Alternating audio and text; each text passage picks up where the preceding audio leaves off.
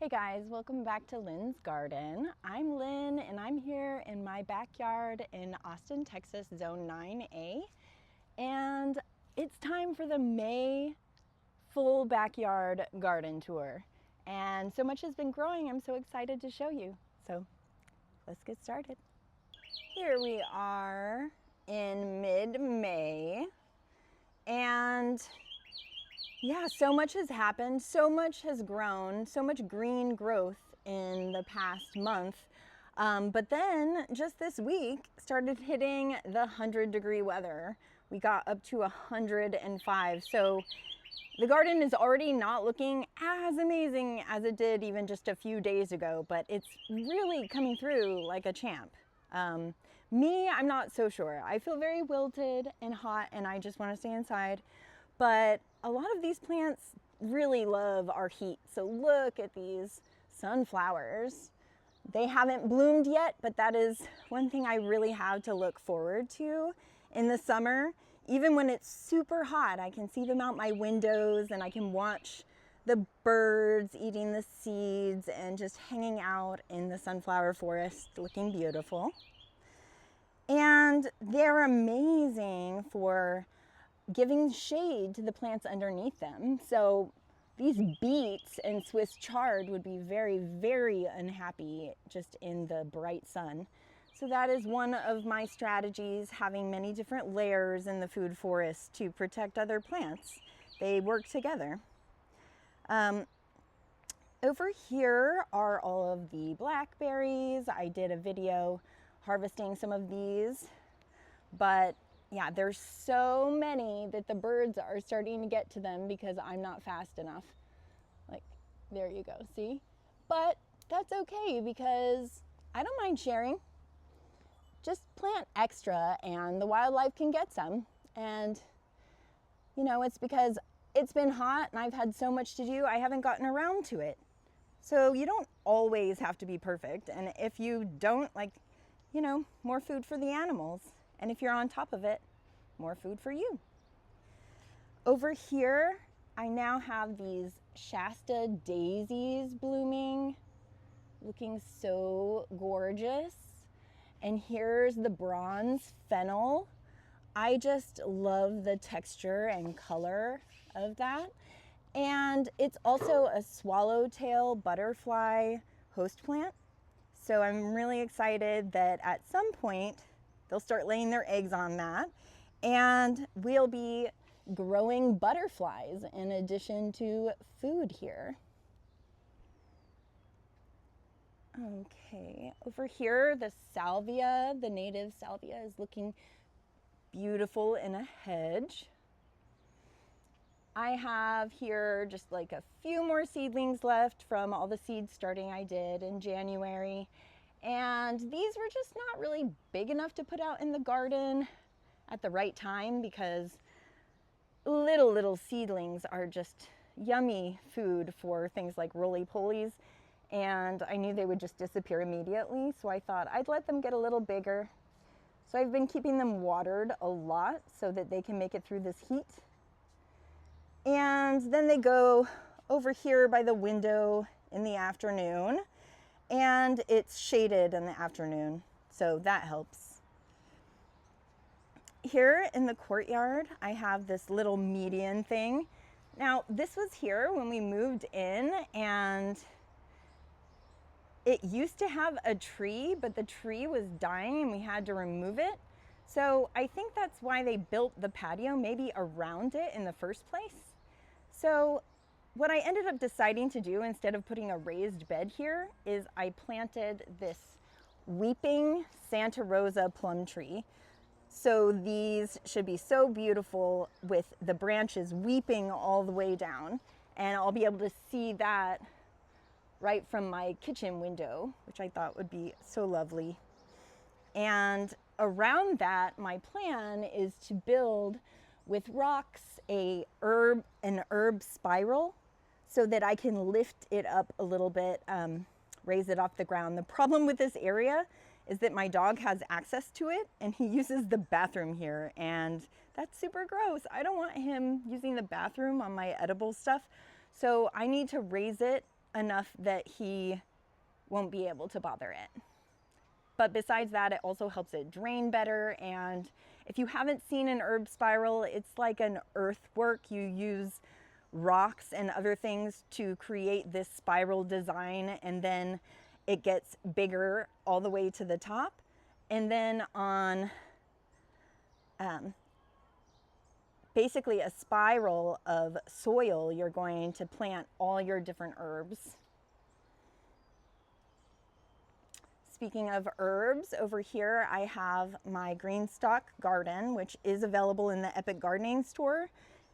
These are on sale right now for the Memorial Day sale for Epic Gardening. And if you use my code Lynn's Garden, you can get 5% additional off of your order. So these are on sale right now. Go ahead and look if you're interested. This spins around and it's got all kinds of flowers, ornamentals, edibles, herbs, and things in that. And in a video a few weeks ago, I planted some basil in here, 7 different varieties. And these tiny little ones right there, that's them coming up. Lots and lots of little basils. So I can't wait for that. I love basil, and I'm gonna make so much basil tea and try and also save as much as I can so that I can have it through the winter. I didn't do that this last year, and I've missed it so much. So then you just have to wait all the way until summer again. All right, hello sunflower. Here along the edge, we have these self-sown seeds of the purple wine cup. This is an annual plant, but their seeds can reseed for following years. Over here on this side of the patio, I've got Zexmenia blooming. This gorgeous daisy-like plant will grow with these flowers all summer long, all the way until frost pretty much. And here we've got another plum tree. And my zinnias are starting to bloom. Another one of my favorite summer annuals. So I plant lots of sunflowers and zinnias all over. And I've done a lot in like salmon, kind of peach colors this year. And then some of them are peach and lime colored, which is pretty exciting. Look at that. Peach and lime green blooms. They'll look even better in the next month, so I'll show you those again for the next tour. I'm going to be doing these tours once a month, and in between doing tutorials on edible gardening. All right, here's some of the sweet potatoes that we planted from the slips that we grew together, and I have 2 videos about sweet potatoes if you're interested in seeing that. Ooh, over here I found somebody. Where are you going under there? Oh, the lizard is hiding under the siding of my house, but I see your tail. They're so cute, but they get scared of me. Okay, got lots of flowers over here. I love this native autumn sage. This one's called Lipstick, and it's got these just gorgeous color. And I have a few of these in other colors. So over here is a pink one. So I think this one is called Autumn Sage or Salvia Gregii. Okay.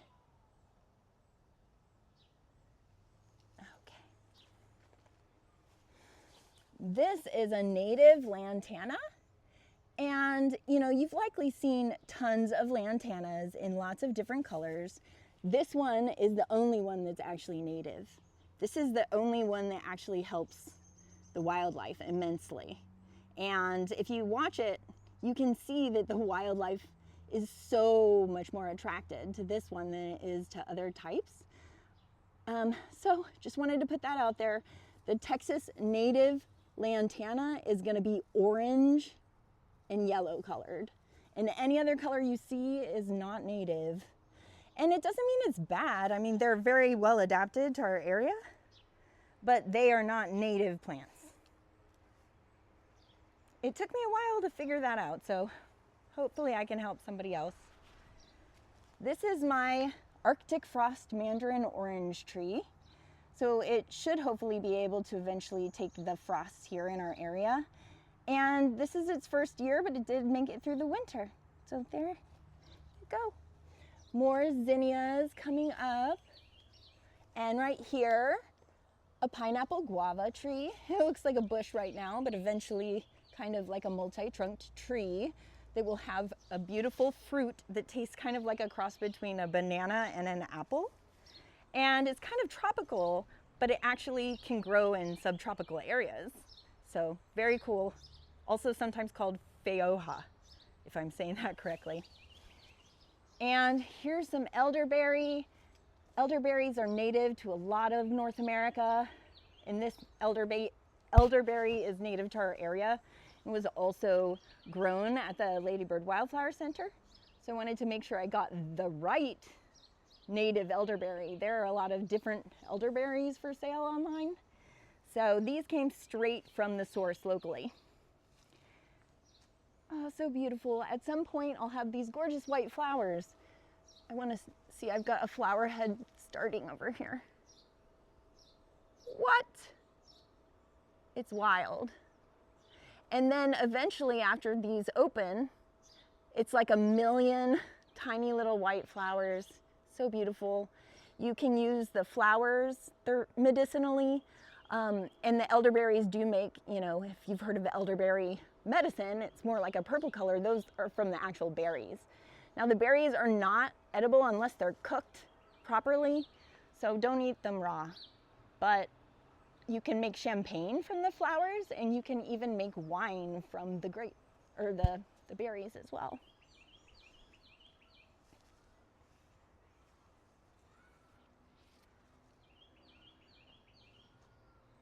Over here, you're gonna see some of these little things. They're not too cute, but they're like mosquito traps, hoping that we can attract the adult mosquitoes to come in here and lay their eggs and die so that they never hatch. Here's a little fig tree that I propagated last year, and another pineapple guava. This I'm very excited to see again is turmeric. And turmeric is what we harvest, and what we use is the root, and it is a perennial here. So basically you plant the root and these leaves will grow, and this gives it all of the like photosynthesis and things that it needs for energy to use to do what it needs to do underground and make those rhizomes that we end up later harvesting. So I planted this a couple years ago, and I just wanted it to keep getting bigger, so I haven't harvested any of it yet. And right next to it I have ginger. So same thing with ginger. And I think right around now, if you wanted to, you could go get some ginger and turmeric from the grocery store, but just make sure that you get organic. And then you could plant those and hopefully have perennial turmeric and ginger, which are both really expensive spices and medicinal. All right, y'all. Okay, going this way. Here's a Texas native grass. I can't remember what it's called. Another fig. Excuse me. Down here, I planted some of the black-eyed peas. So these are southern peas or cow peas. They're actually in the bean family, but they're being grown for both food and to add nitrogen to the soil. And I can't believe it. I think every seed I put down probably came up. And we also have a video about that if you want to see us plant the black-eyed peas. Over here on the other side of this tower, I planted more black-eyed peas and sweet potatoes. So soon I want to have this stuff starting to grow up and over this big tunnel. And in the tunnel I have my hammock which I love. It's the most amazing thing ever. I think everyone should have a hammock. And if you're ever stressed out, which means like if you're human, you should get a hammock. It makes you feel like you're being cuddled and held and you're like swinging. And I just immediately melt and my stress melts away. The other night I actually fell asleep in it because it was so comfortable.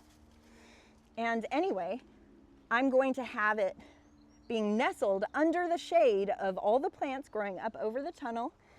And then I have these cute little twinkly lights. Yeah, just a fun little spot to hang out. So over here I have like more strawberries. I've been picking some strawberries, but they've been kind of not that great so far. Hopefully they'll get better. Here's a tomato hanging out under the elderberry, and I've got a lot of tomatoes that are growing. I haven't been able to harvest any yet, and at these temperatures we've had this week in the 90s, once it gets into the 90s, things like tomato flowers will not pollinate. So they're just basically sterile at that time. The tomatoes can continue growing if they're already on there, but basically that means if it's gonna stay in the 90s for the rest of the summer, we just have to keep these plants alive until fall. In the fall, when the temperatures get back into the 80s, they will start pollinating and growing again. So this is pretty much like survival season. I am not a huge fan of summer, but I have learned ways around the summer here. It's just so inhospitable for humans and animals. Just like, oh, looks like I almost have a ripe one because this one is a yellow tomato. Awesome. Here's a beautiful Texas redbud tree. This is a nitrogen fixer, just helping out in the garden. More tomatoes. I've got lots of fava beans all around and lots of sunflowers popping up. Over here, I've got a jalapeno and some peppers growing. Yum, yum. I'm soon gonna have lots of food, you guys. I've been eating so many blackberries and peas, but I'm really excited to have more different stuff. Also Swiss chard. But yeah, we really haven't started getting big harvests yet. Over here, I have my standard size Santa Rosa plum, and it's just growing beautifully. These are all, most of my trees are new this year, so it's gonna take a while before I get fruit, but they're just growing beautifully.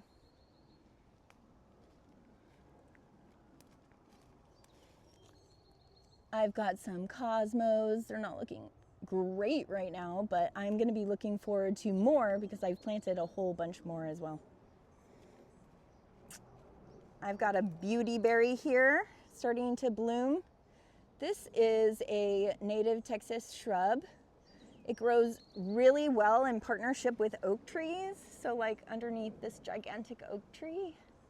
And I put 3 of them here. And they also later make the most beautiful berries, and they're purple, like bright purple. And it's aptly named the American Beauty Berry. So yeah, they're also edible for humans and animals. So here we go. Over here, I have this tiny, brand new little hazelnut tree hiding here.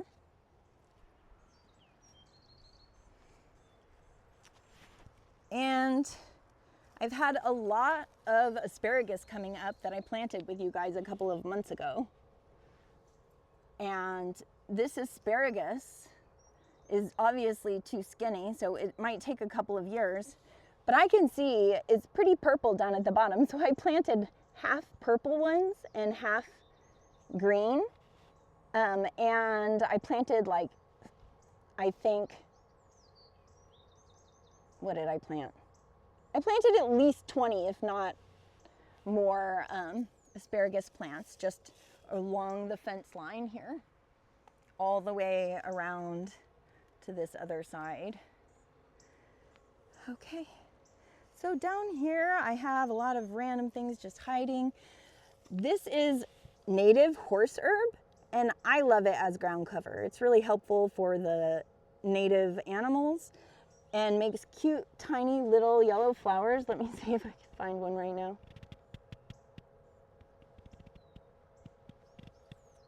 You see that?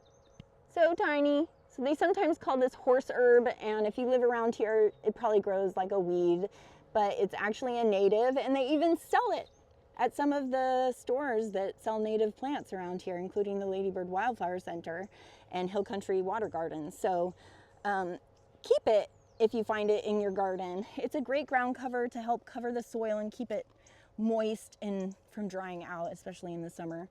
Here's another pepper hiding, a little eggplant, more wine cups. This little thing is a persimmon tree, so I just planted that, and we'll see what happens there. And the potatoes over here are not looking that great, but that's okay because they're not supposed to, because it's actually almost time to harvest. And I want to see them turning yellow and dying kind of at the time that I harvest. And I can already see potatoes up at the surface, which I'm really excited about. Let me see if I can find some.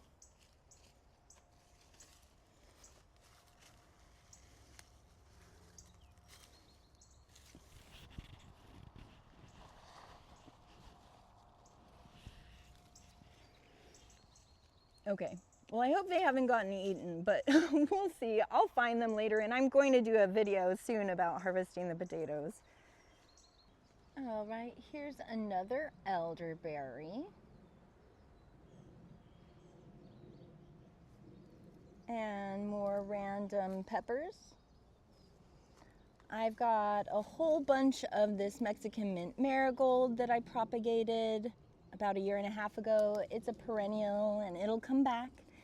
I love making tea from these leaves, and they taste like licorice. So delicious. And in the fall they'll make yellow daisy flowers. Oh, and you guys, this native skeleton leaf goldeneye daisy is blooming. It's so beautiful. All right. Here's a little squashy plant, and oh, I've got a little fruit. Look at that. How fun.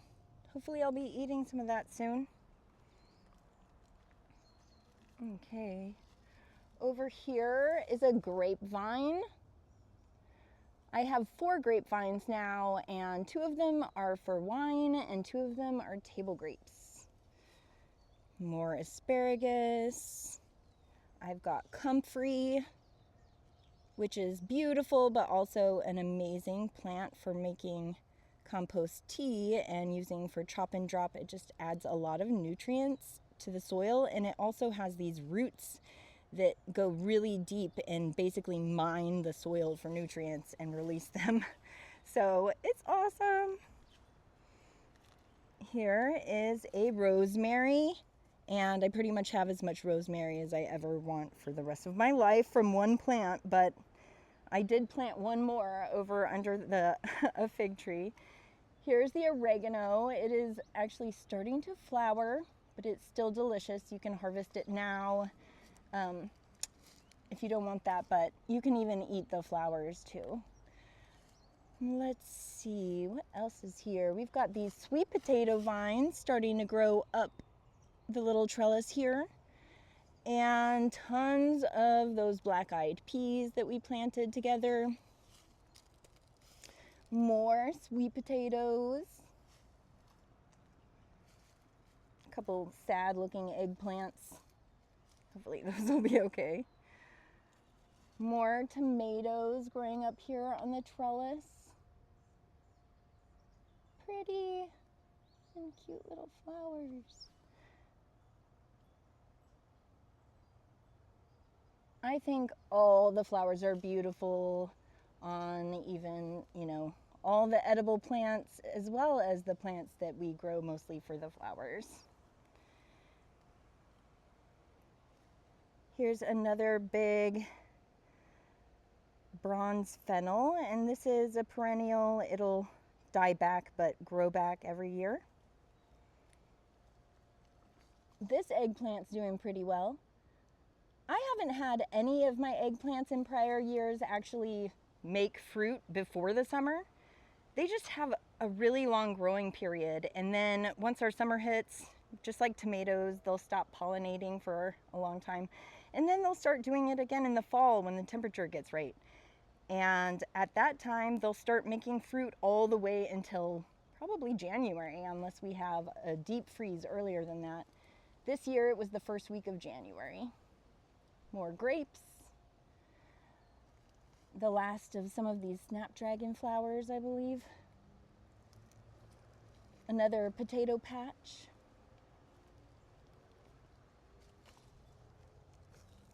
Another pepper. And I love the variegated leaves on this one. Can't remember. I think this is a trombocino squash, but I'm not completely sure. My little birdie bath. Tomato. Put a little cage around it. It's just kind of hanging out there. I don't really do that much to help my plants as far as that. I don't like to store a lot of stuff as well. So I do prefer just something like a little stake, and I can just kind of, here I haven't even used anything to hold it onto the stake, I just twisted it around, but you can also hold it on with various things. Twine is pretty good, but sometimes the twine will kind of cut the vine, so they're very delicate.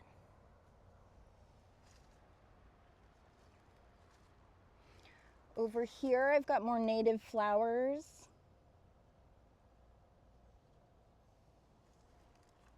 And my palm tree is looking amazing. This is a Mexican fan palm, so it should get quite big if it doesn't die. But it did make it through winter. Those other leaves that died just become cover for the soil. I was thinking this looks so much like a broom. What do you think? You could put these together and make a broom.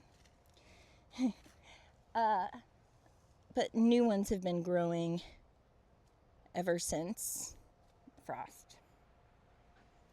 Looking good. Ooh, I'm so excited. Okay, these Rudbeckia or black-eyed Susans, they're a coneflower, and they're coming up. They're about to bloom. So you'll hopefully get to see that in the next month's video. Okay, over here I have peas, but they don't like hot weather, so they're gonna be done soon. I think I pretty much ate all of these myself in the garden because they're so good raw.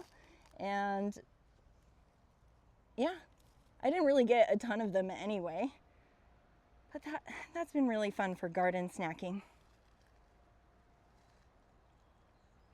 Over here by this Fuji apple tree, I've got this big tomato, making some tomatoes down there. The pink prairie primrose wildflower that was all over here looks like it's kind of at the end of its life.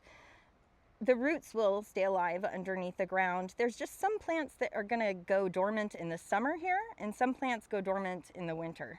This is one that will go dormant when it's too hot, and it'll start growing back when it's cool again. Over here I have a big Turk's cap, and last year, late fall, I planted a tons more Turk's cap all along the wall as well, in between the asparagus and strawberries.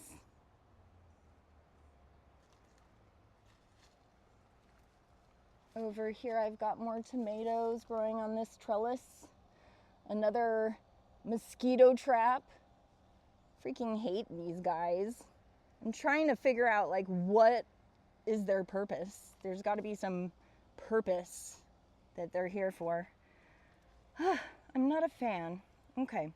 But I'm not going to use anything that's going to broadly kill all of the animals, wildlife, soil life, insects in the garden. And, so if you spray for mosquitoes, that's going to kill everything.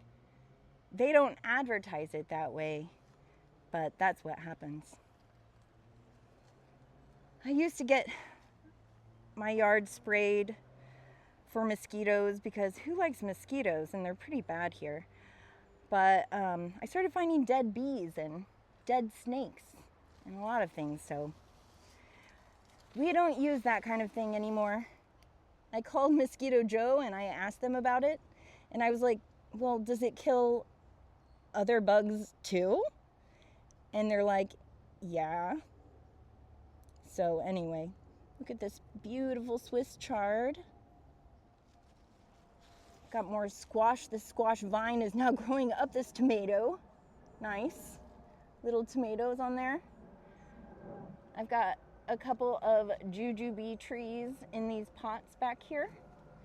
So these fabric pots are also sold in the Epic Gardening store. If you want to get 5% off, there is a link in the description using my code LYN'sGarden. I've got this beautiful Jewels of Opal. It makes these cute flowers, but then these berries are just really neat. I don't know if I can get in close enough with my focus for you to really see them. They're so cute. There's another grapevine. And here's a glorious fig tree with its gigantic leaves. Look at that. Feels very tropical. Okay, I've got like tomatoes growing under here and native grasses and more of the black-eyed Susans. Tons more, just pretty much all along the fence everywhere I planted those black-eyed peas. I had to have planted more than 100 plants, but I didn't count the seeds. All right. Okay, more Turk's cap.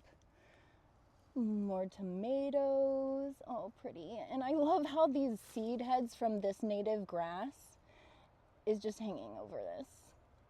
So the grass is just starting to kind of fall over now because it's very tall, but these seeds are ready. They're dry, and I'm gonna kind of sprinkle them all over the garden where I want more of these plants, because this is actually spread all from one plant. And it's called Texas Gamma grass, and it is the state grass of Texas, if you didn't know that we have a state grass. And this is it.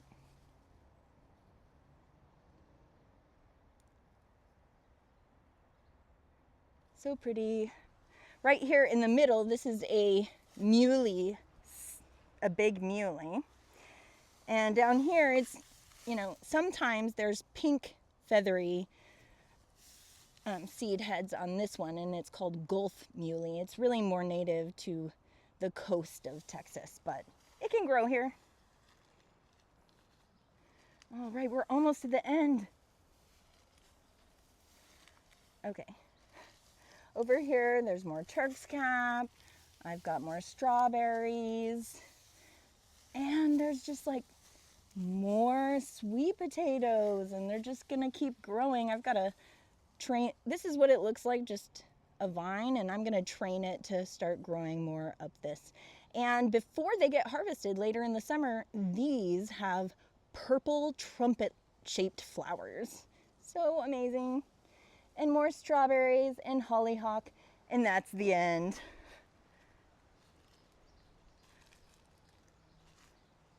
Alrighty. Thank you so much for coming along on the May garden tour. And I've got so much in store. I think I have like 15 videos planned to make. So please stick around, subscribe if you'd like to follow along. Please like this video if you got any value out of it. And yeah, leave a comment. Tell me what you liked. Tell me if you have any of these plants. You know, I don't want to overwhelm people because maybe my garden looks a little unattainable for a lot of people, but my goal with this garden is to just show you what is possible. And you can just pick and choose like a menu what you want to do. So thank you so much.